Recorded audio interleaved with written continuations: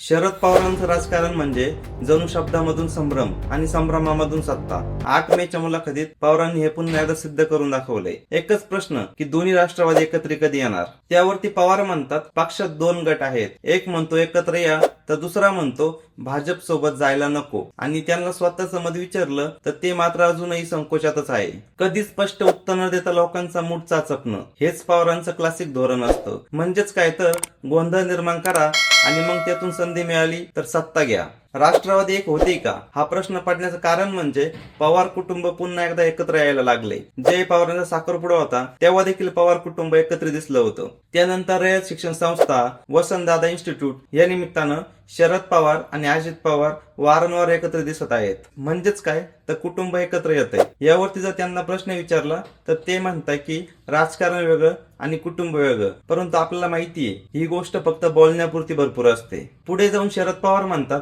सुप्रिया सुळे ठरवतील की विरोधी बाकावर बसायचं की नाही. परंतु अशात प्रश्न पडतो खरंच हे खरं आहे का. कारण आतापर्यंत सुप्रिया सुळे म्हणजे शरद पवारांची राजकीय सावली होय आणि आता त्यांच्यावर जबाबदारी सोपवणं म्हणजे राजकीय डावच म्हणायचा का. याच्यात एक तर सुप्रिया सुळे पुढे येत आहे किंवा मग पवार स्वतः मागे जात आहे असंच दिसतंय. आता सध्या अजित पवार भाजप सोबत गेलेले आहेत आणि जर दोन्ही पवारांना एकत्र यायचं असेल तर शरद पवारांना अप्रत्यक्षपणे भाजप सोबतच जावं लागेल. आता प्रश्न असा की शरद पवार खरंच भाजप सोबत जाणार का आणि जर तसं करायचं होतं तर मग 2023 मध्येच का नाही गेले. यावरती राजकीय विश्लेषक सांगतात की पवारांची अजूनही खेळी चालू आहे पण ही खेळी पूर्णपणे गोंधळात दिसते. कारण शरद पवारांचं एक नेहमीचं सूत्र आहे भविष्य ठरवायचं नाही पण अंदाज मात्र घ्यायचा आणि इतरांच्या हालीचाली वाचायच्या.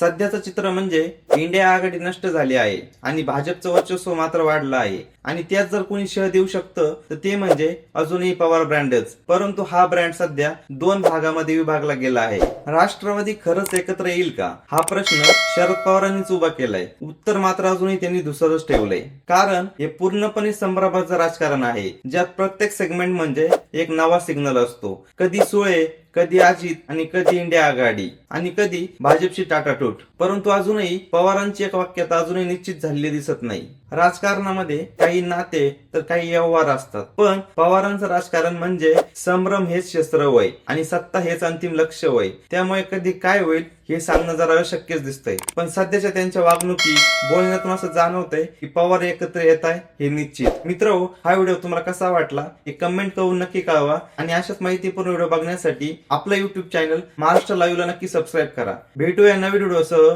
तोपर्यंत जय महाराष्ट्र.